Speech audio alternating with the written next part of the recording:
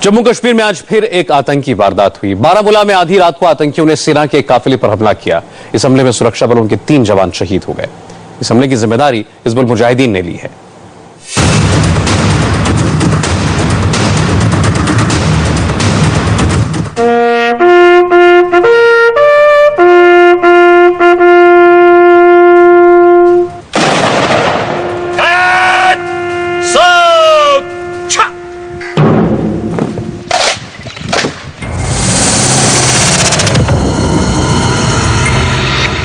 दुकानों के शटर पर फायरिंग के निशान,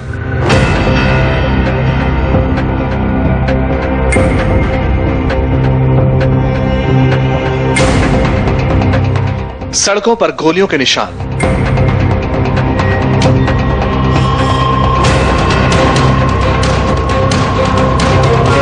ये तस्वीरें बता रही हैं कि आतंकियों ने आधी रात को किस कदर अंधाधुंध फायरिंग की।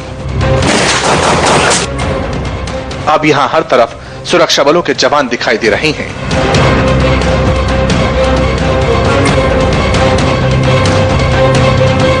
जम्मू कश्मीर के बारामूला में ये सेना के काफिले पर हुए आतंकी हमले की बाद की तस्वीरें हैं। इस हमले में 3 जवान शहीद हुए, जिसमें सेना के 2 जवान और जम्मू कश्मीर पुलिस का 1 जवान शामिल है। तीनों शहीदों को पारंपरिक तरीके से अंतिम विदाई दी गई। शहीद हुए जम्मू कश्मीर पुलिस के कांस्टेबल पृथ्वीपाल सिंह बारामूला के ही रहने वाले थे। उनका शव उनके गांव भेजा गया।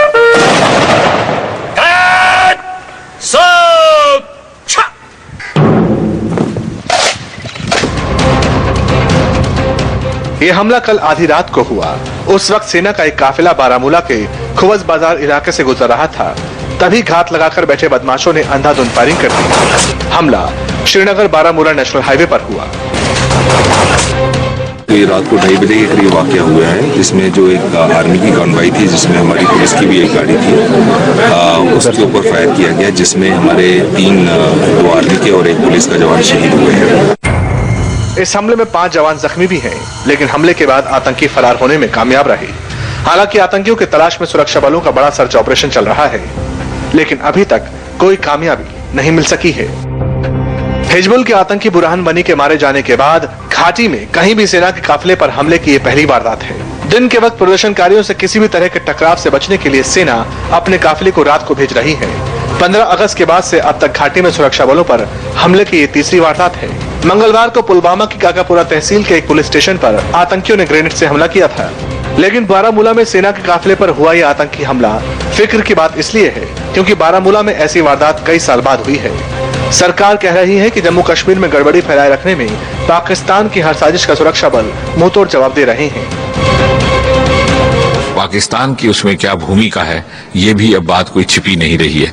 और इस सारे परिप्रेक्ष्य में एक बात आश्वस्त रहने लायक ये है कि चाहे कोई भी कुछ कहे, भारत की सरकार, भारत की जनता, भारत का समाज, भारत के सुरक्षा बल हर प्रकार की चुनौती का सामना करने के लिए सक्षम है। दरअसल पाकिस्तान कश्मीर घाटी के मौजूदा हालातों का फायदा उठाना चाहता है, इसीलिए उसने आतंकियों को भेजकर सुरक्षा बलों पर हमले बढ़ा दिए। जम्मू कश्मीर में 3 दिनों के भीतर हुए इन बड़े आतंकी हमलों में हम सीआरपीएफ के कमांडेंट समेत 4 जवानों को खो चुके हैं। 15 अगस्त को श्रीनगर में हुए आतंकी हमले में सीआरपीएफ के कमांडिंग ऑफिसर प्रमोद कुमार शहीद हो गए थे। आज बारामूला में 3 जवान शहीद हो गए। श्रीनगर में जिन आतंकियों ने 15 अगस्त को हमला किया था और कमांडेंट को शहीद किया था, उनके कुछ हथियार भी सुरक्षा बलों को मिले हैं। कश्मीर घाटी में आतंकी सुरक्षा बलों के खिलाफ कैसे ऑटोमेटिक हथियार इस्तेमाल कर रहे हैं, ये 2 तस्वीरें इसकी गवाह हैं। उरी सेक्टर में सोमवार को सुरक्षा बलों ने 5 आतंकियों को मार गिराया था, जिनके पास से हथियारों का बड़ा जखीरा मिला, जबकि श्रीनगर में आतंकियों ने 15 अगस्त को इन्हीं हथियारों से हमला किया था।